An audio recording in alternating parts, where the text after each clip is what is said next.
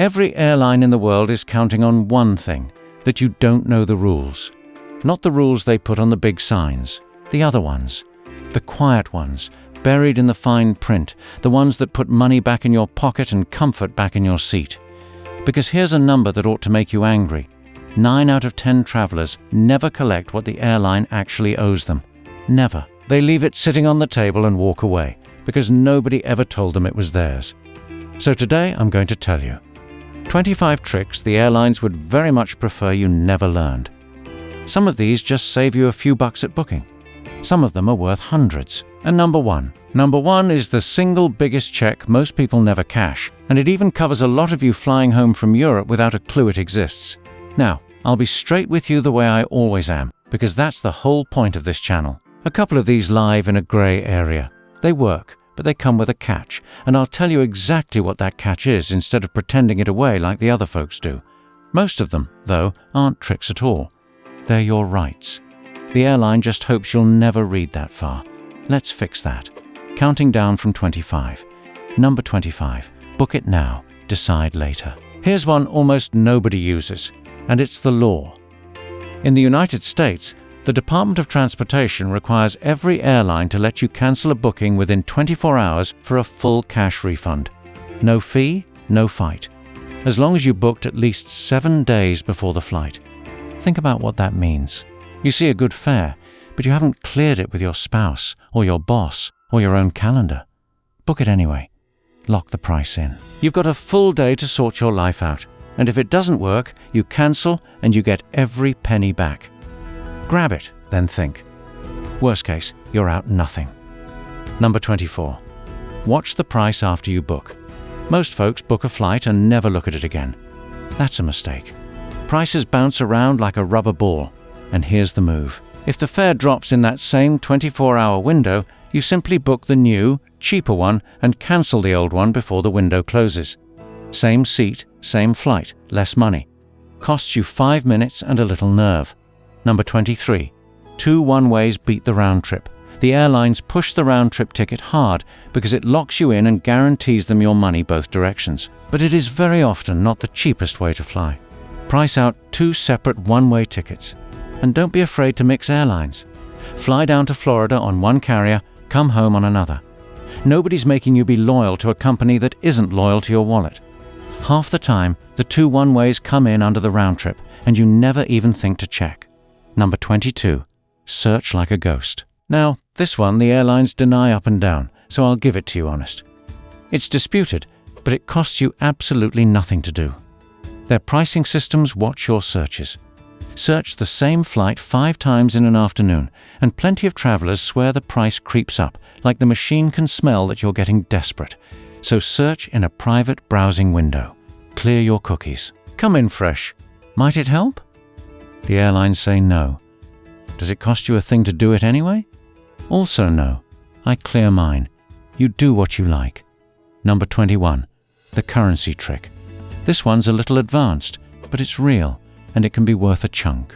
Airlines price the same seat differently in different countries. If you're flying on a foreign carrier, try running the same search with your browser set to that airline's home country and currency, then compare it to the price back home.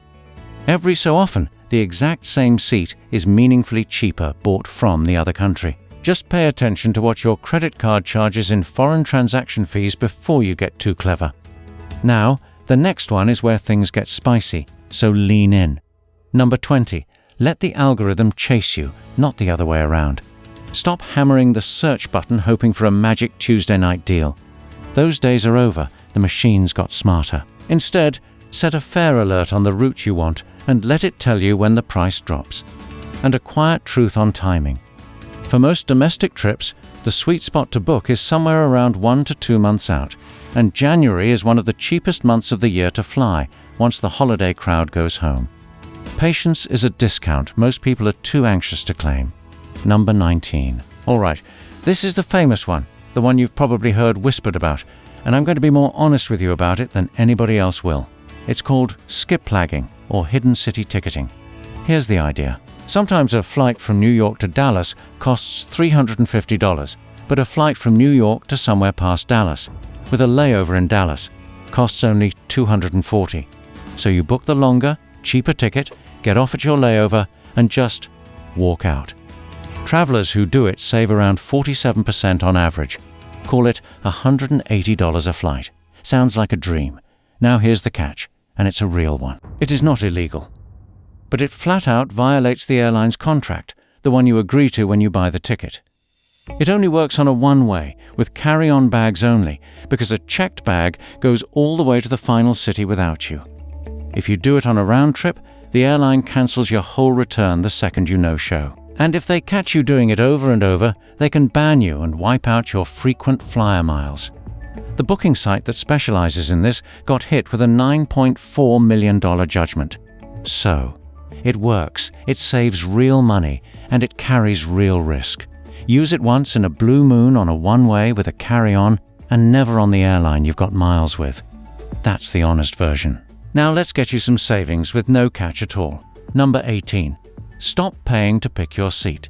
The airlines have turned seat selection into a little toll booth, and most people just pay it out of reflex. Don't. In most cases, if you simply wait and select your seat at check-in, 24 hours before the flight, a perfectly good seat opens up for free. Paying to reserve a middle seat in advance almost never makes sense. Let the toll booth sit empty and walk right past it. Number 17.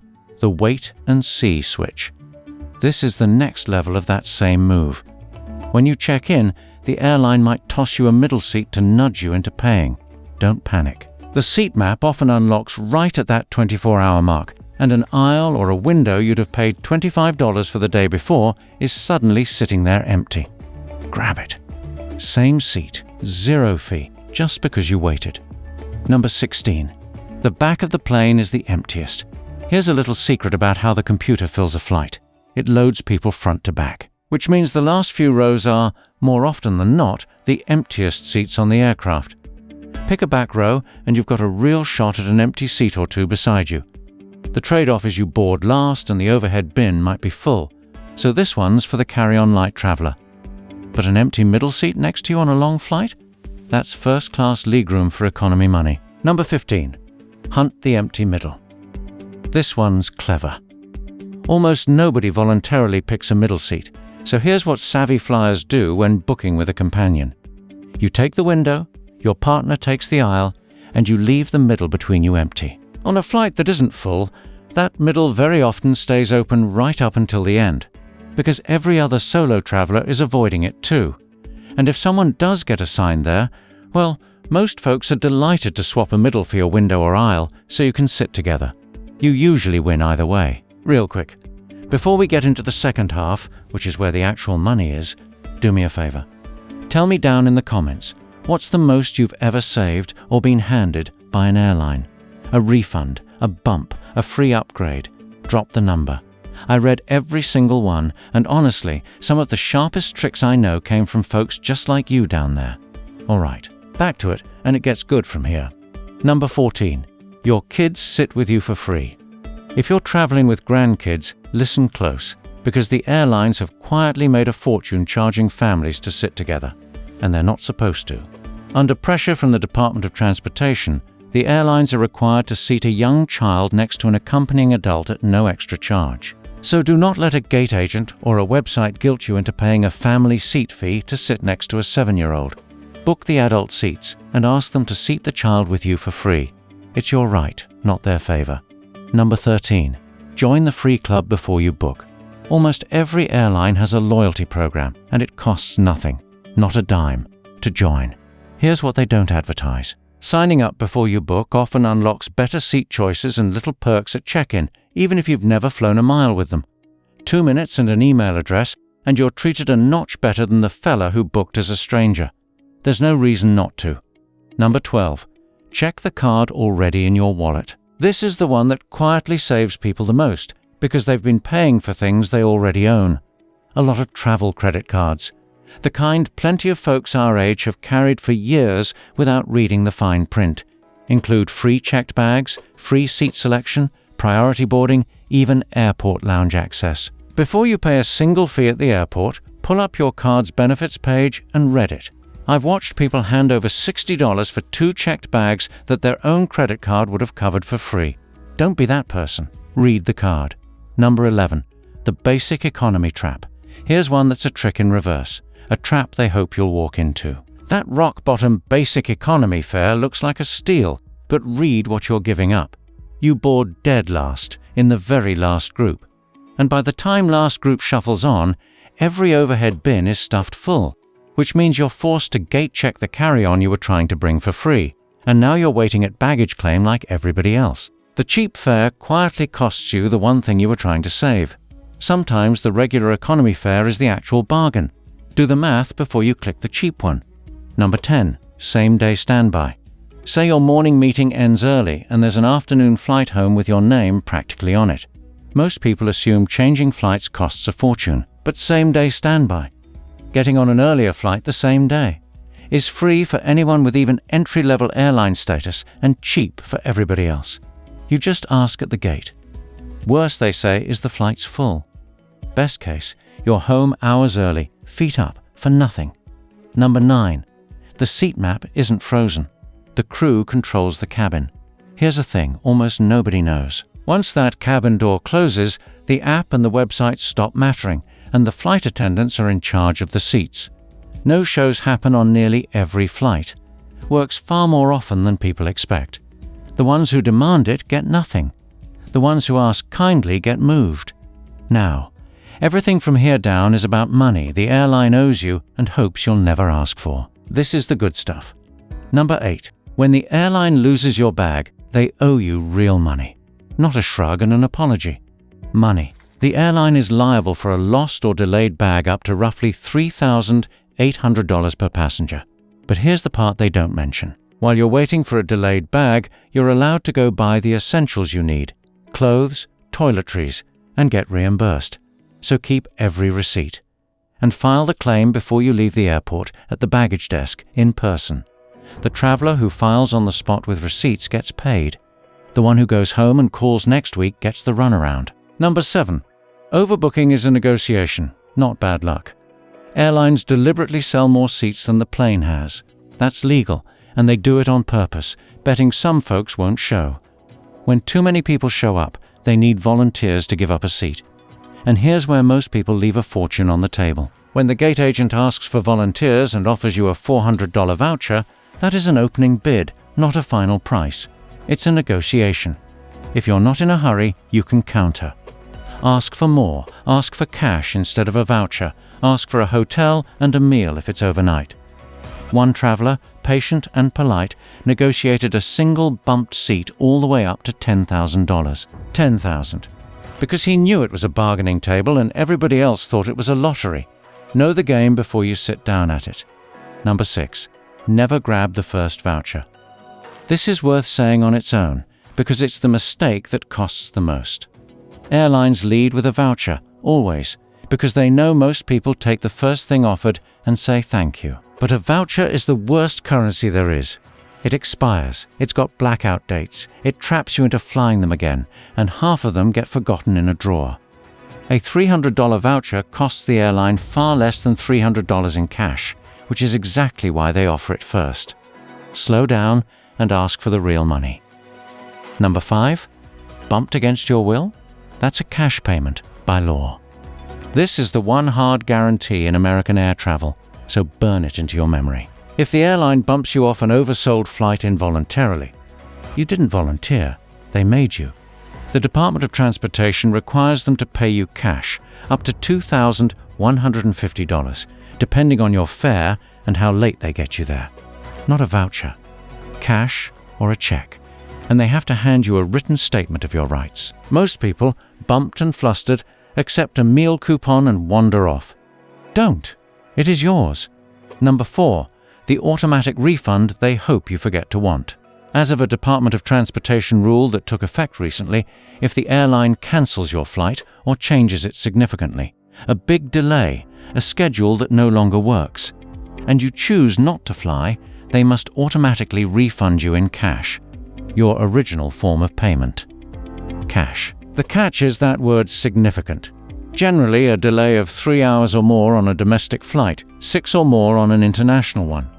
So when they try to hand you a voucher for a flight they wrecked, you say the magic sentence, I'm not taking the rebooking, and it's done.